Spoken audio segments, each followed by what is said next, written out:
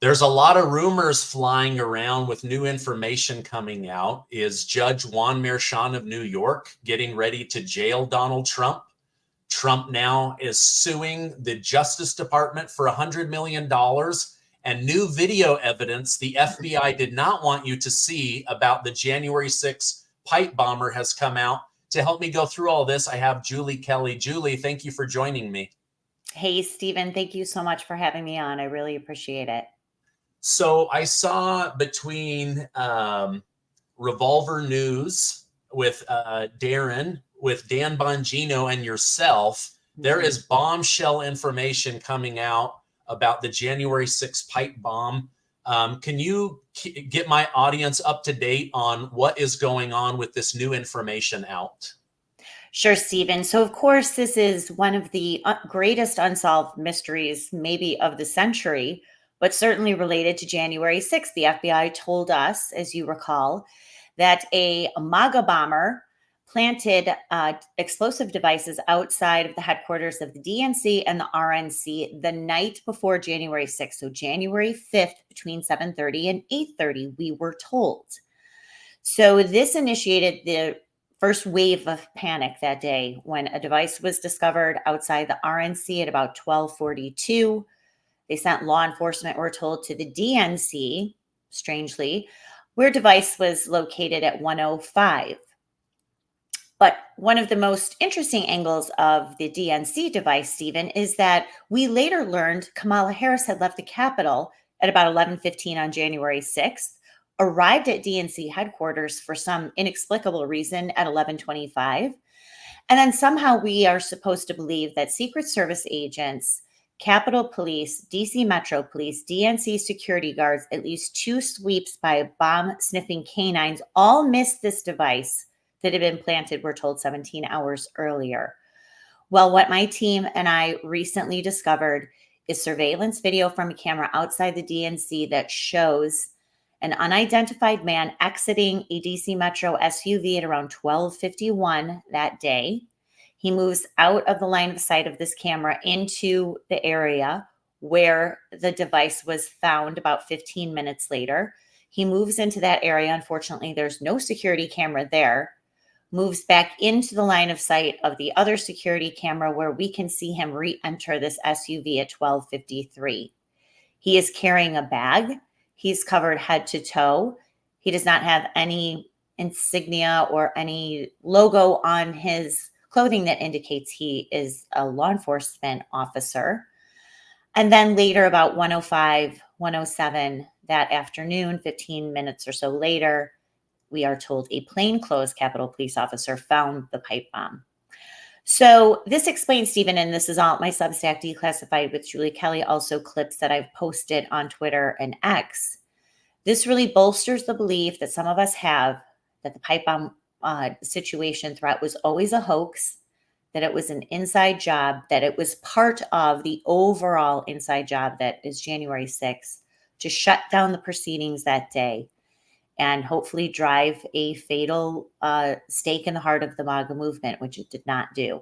So this is just the latest revelation, a lot of unanswered questions, but this adds to the mystery of this unsolved crime of the so-called MAGA bomber. Okay. I watched that on your Twitter, and I will definitely send people over to your Substack so that they can learn more. 2 questions. The one video that we had before this, the 17 hours earlier, it happens to be video footage that cuts in and out. It's like the old school video. It captures nothing. And the FBI can't do geofencing to figure out the person's cell phone data magically.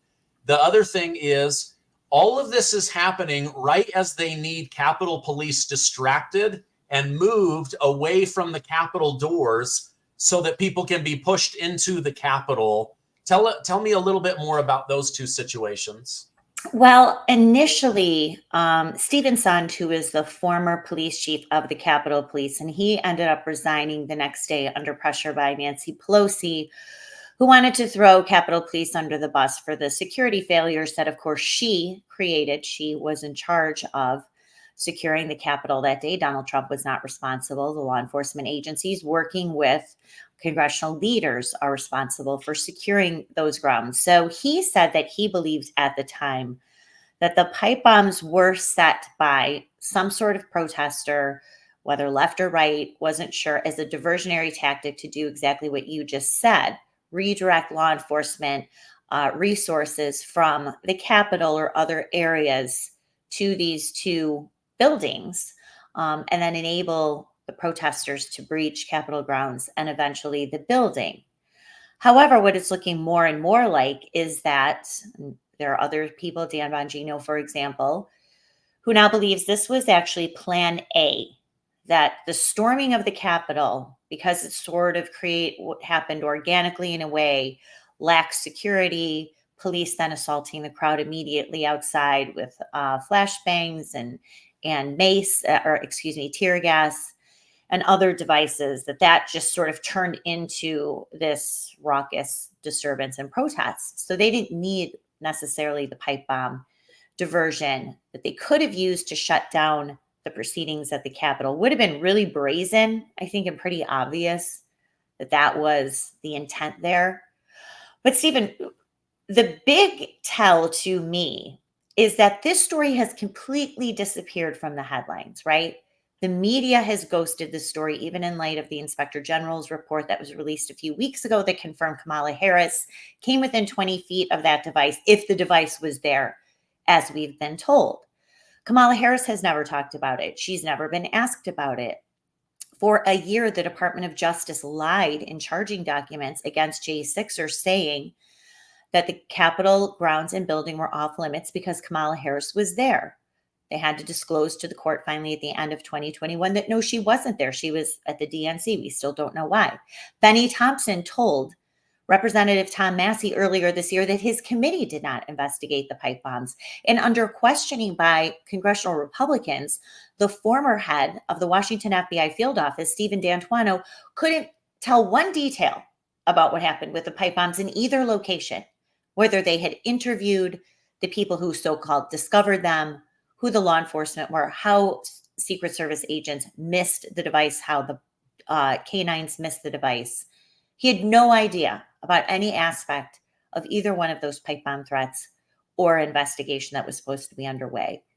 This reeks of a cover-up, of an inside job hoax, of a stunt that was supposed to really launch the events of what later happened on January 6th. Yeah, so you mentioned that, I mean, people were literally charged. They've had their lives disrupted, their records completely ruined, jailed, solitary confinement over a lie about Kamala Harris. This all seems very purposeful. Like they knew that they could use that lie to get harsher sentencing on these American citizens. Is that how you see it as well? I think it just bolstered the idea at the time, the Department of Justice saying, and this is actually on appeal right now, and I won't get into the specifics, but the reason why these people were charged with trespassing and being on restricted grounds is because they said two Secret Service protectees, Mike Pence and Kamala Harris, were at the Capitol that day. Well, okay, fine. That's never been used in this way before. So they used both of those individuals, those officials, as sort of signaling how dangerous this crowd was, that they really came within proximity of Mike Pence and Kamala Harris, a sitting U.S. Senator and incoming vice president. So it was really used to bolster the narrative, the idea that this dangerous mob almost took out these officials. So, of course, then they had to disclose later. Now, did the courts throw out those charging documents that were false? No, of course not. But we still don't have an answer why Kamala Harris left the Capitol at 11:15 after a Senate intelligence briefing. Instead of staying behind Stephen, this was going to be her big moment. Not only was she going to be the first woman of color to be a vice president, she was a sitting U.S. Senator from California. She was part of the proceedings. So why on earth did she leave at 11:15 and stay there until she was evacuated at 1:17 when the joint session of Congress started at 1? She wasn't even there for the official proceedings. So what is that all about? She's never talked about it. She's never mentioned it. And a reporter has never asked her about it. But I think it's imperative that the media, anyone can ever get her to respond to any reporter's questions, ask her about that, because of course they used January 6th as one of their main campaign themes. This was going to be the central plank of Joe Biden's reelection campaign. Kamala Harris has compared January 6th to 9/11 in Pearl Harbor, but she doesn't mention that she was almost assassinated by a MAGA bomber. So, of course, this is what is really heightening people's, I think, justified suspicion that this was not what the FBI, the government, and the media has told us were the real circumstances of both of those pipe bombs. Wow. Okay. Very insightful. Let's switch gears to New York. The Trump legal team has asked to have that case tossed in light of new evidence, the Supreme Court ruling, different things. Judge Juan Merchan has said no. It's now been indicated that the daughter has raised at least $13 million off of daddy getting Trump in trouble. That is a huge conflict of interest as I see it. But now I'm reading online that he may be pushing to have Donald Trump jailed just before the actual election. Can you give us any kind of update on that court case? Sure. So first of all, he did delay the sentencing hearing. I believe it was originally scheduled for later this month, maybe beginning of September. So after the Supreme Court ruling came down in Trump versus the United States, the Supreme Court issued this landmark ruling July 1 that basically established 3 buckets of immunity. Number 1, that a sitting president is immune from prosecution for official acts, for things that are clearly under the purview of the presidency and the executive branch. Number 2, that there's presumed immunity for kind of outer perimeter activity. In the J6 case, for example, this would be his conversations with Vice President Mike Pence about what he could do on January 6th. And then obviously personal conduct, private conduct resulting in a crime is not immune. So this has created chaos, of course, in the January 6th case. Jack Smith trying to move that forward, asking now Judge Chutkan for a delay because they're trying to figure out what in that existing J6 indictment would fall under those 3 categories of immunity. But then Donald Trump's team also filed a motion to vacate the conviction in the New York case. And this was the business documents alleged fraud case brought by Alvin Bragg based on presidential immunity.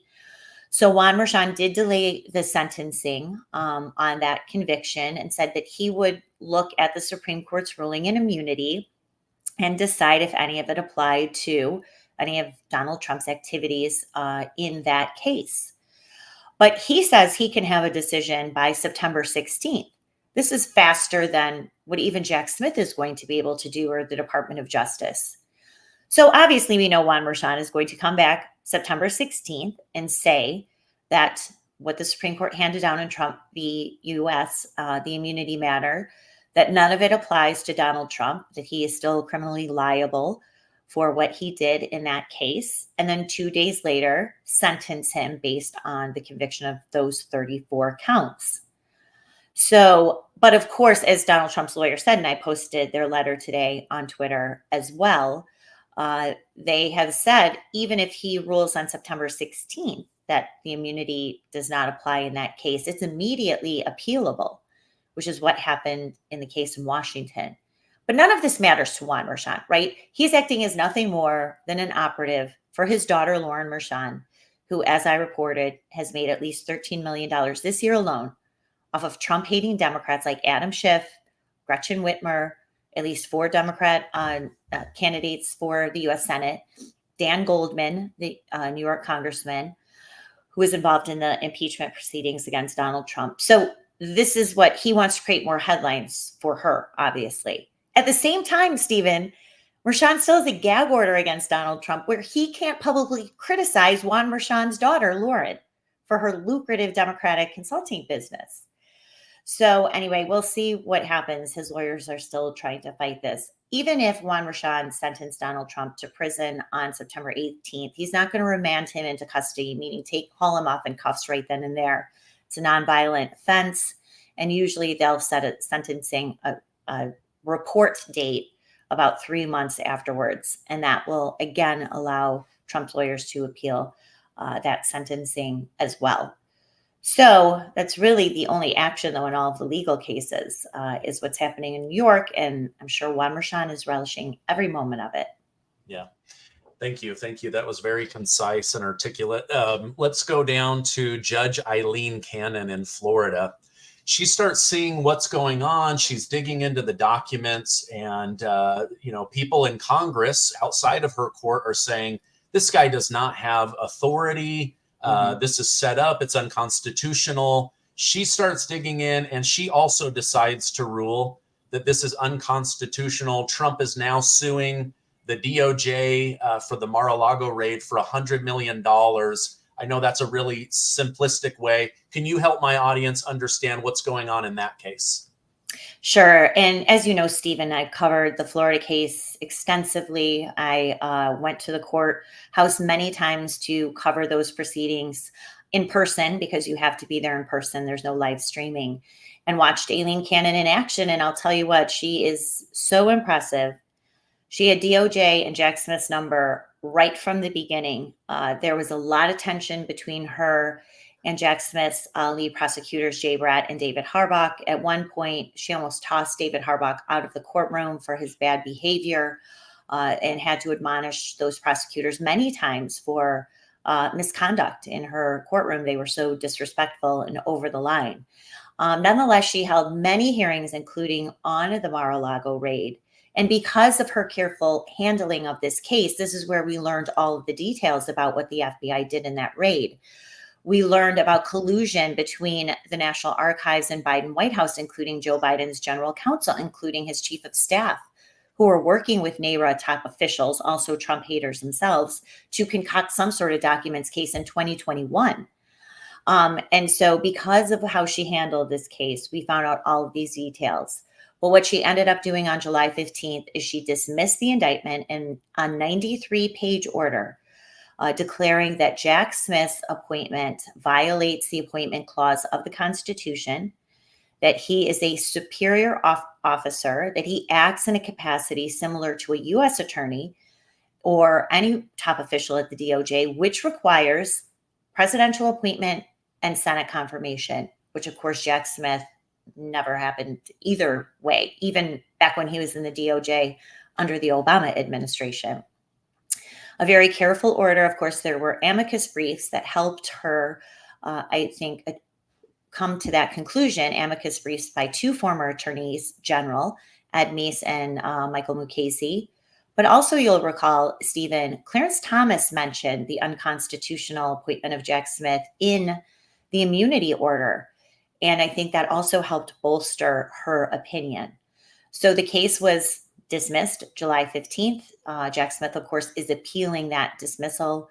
There are some briefs that are due at the end of this month, but that also will spill into the January 6th case as well, where they will use Judge Cannon's order, which doesn't really apply in a different jurisdiction, but they will use her order, also the amicus briefs by the attorneys general, and of course what Clarence Thomas said, to also ask Judge Chutkan, Tanya Chutkan, to reach the same conclusion. She won't, because of course she's a partisan Obama appointee with a long record of making anti-Trump statements in court. So that won't happen there. But the January 6th case in Washington is a big mess for many reasons. But the Florida case for now is over and done with. And we'll see if it will ever be resuscitated by the appellate court in Florida in the 11th Circuit. I highly doubt it.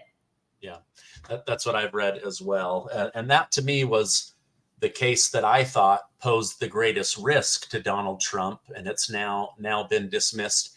I know it's early to maybe even speculate, but any thoughts on whether this $100 million lawsuit against the Department of Justice by Donald Trump's legal team has any teeth? Because let's be honest, the government has been sued for wrongful behavior and lost many times. And in this case, it does look like they abused their power, they misled people, the setup of the FBI photos, like not going through the Right. proper channels with Trump, instead raiding his home to humiliate him, put his family at risk. What are your thoughts on the $100 million lawsuit?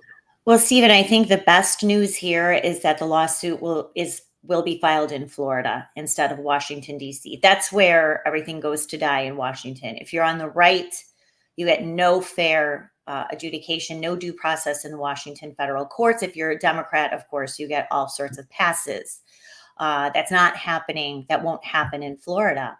But look, what I reported on with the case in Florida is the really corrupt, dirty, unnecessary raid of Mar-a-Lago, where you had 30 armed FBI agents storm into Donald Trump's private residence. They breached even the very broad scope of the search warrant. They went into Melania's bedroom. They ransacked her bedroom. They ransacked Barron's bedroom. None of this was included in the search warrant. They violated that. Of course, they took those stunt photos, which I also reported on.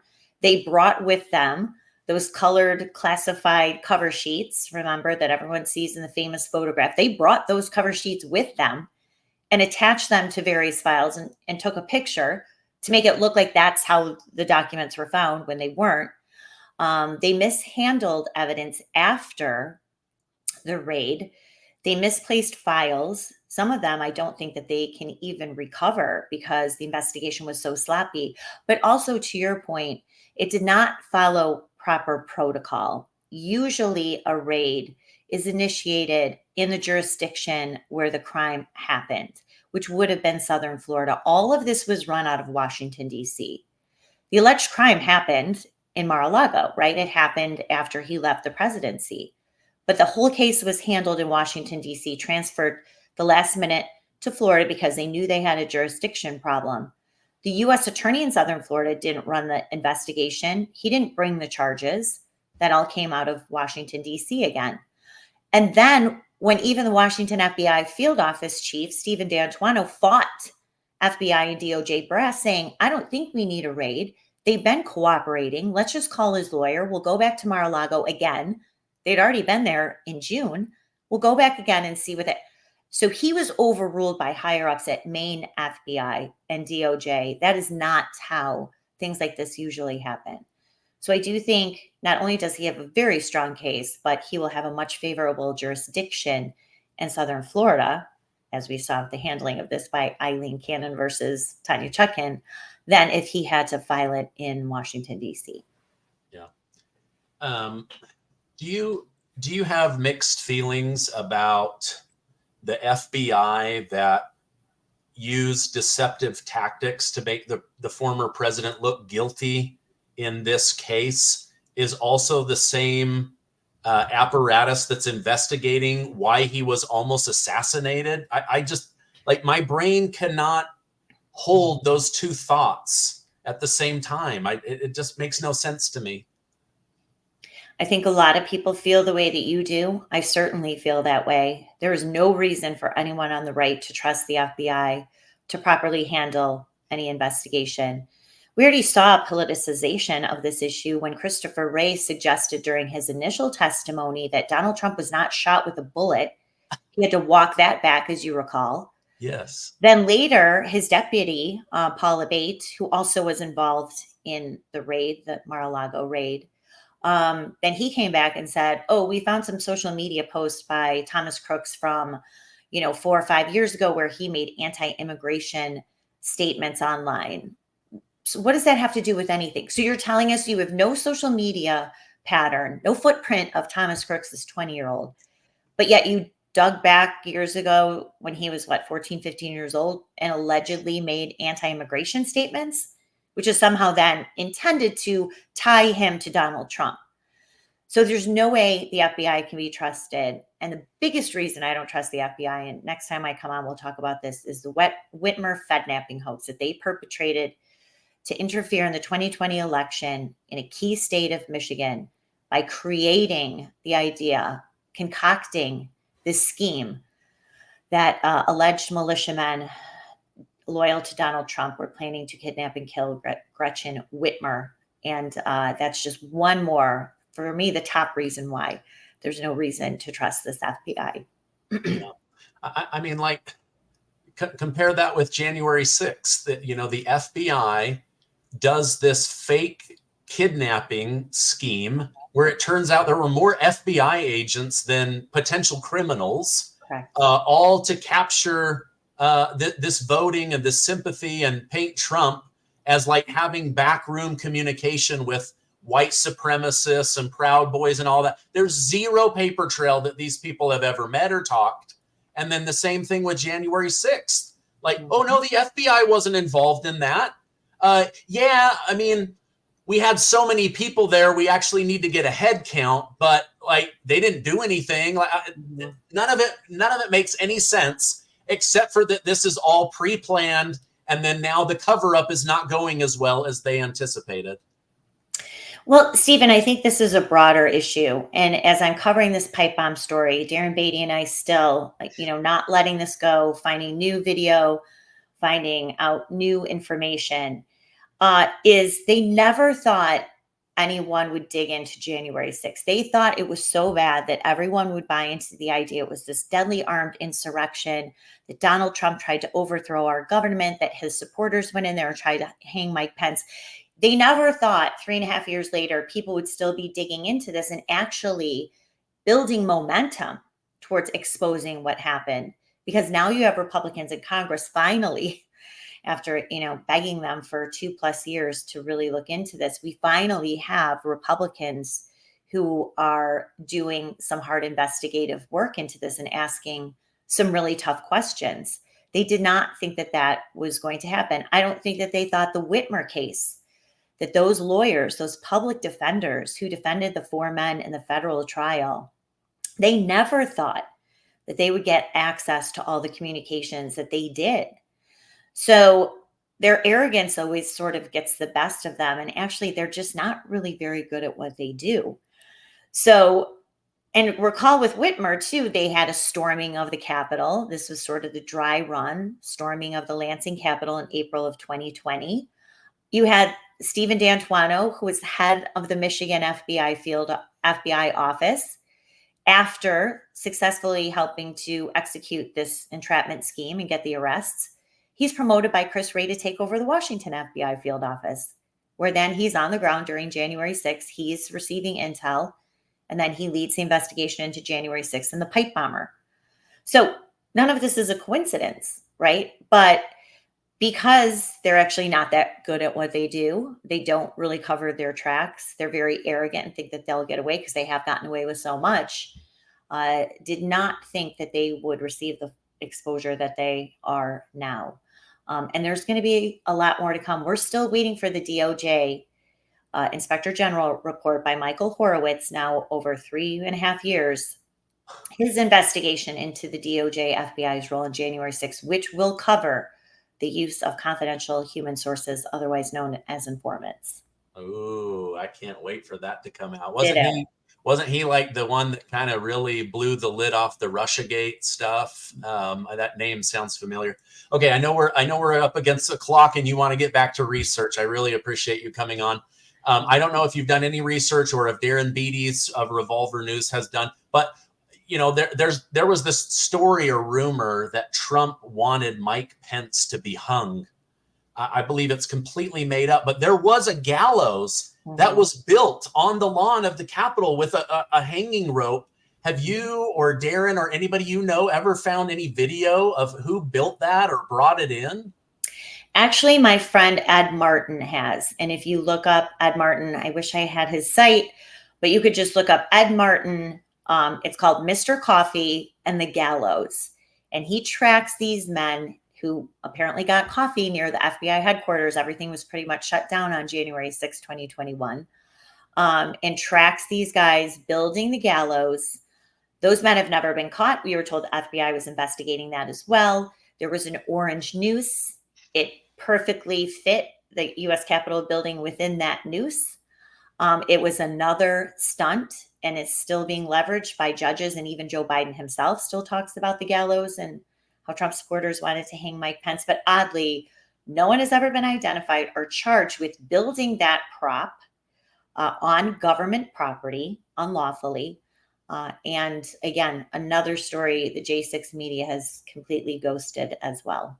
Yeah. All right. Well, I'm gonna look into that because I Right. just think it's disgusting that they keep saying that Trump, he and Mike Pence didn't disagree on how to look into, some of the shenanigans in the different states. But to say that he wanted him hung, it's pretty disgusting. And then No, not Donald not Trump looking at, never. Yeah, yeah, he never said that. yeah, that's just preposterous. I know you got to get going. Thank you so much. I'm going to put a direct link, but please tell my audience one more time how to find you on your Substack, and then I'll put a direct link there and also to Okay. Twitter. Thank you so much, Stephen. So most of my work can be found at Declassified with Julie Kelly. That's my Substack. I also write for Real Clear Investigations. I've got a lot of pieces on the Florida case, the Mar-a-Lago case, January 6th, pipe bomb, etc. Real Clear Investigations. And also I spend a lot of time on Twitter, X, Julie_Kelly too. Okay. I will put direct links. Thank you for taking time out of your day. I hope you have a great rest of your day. You too, Stephen. Thank you.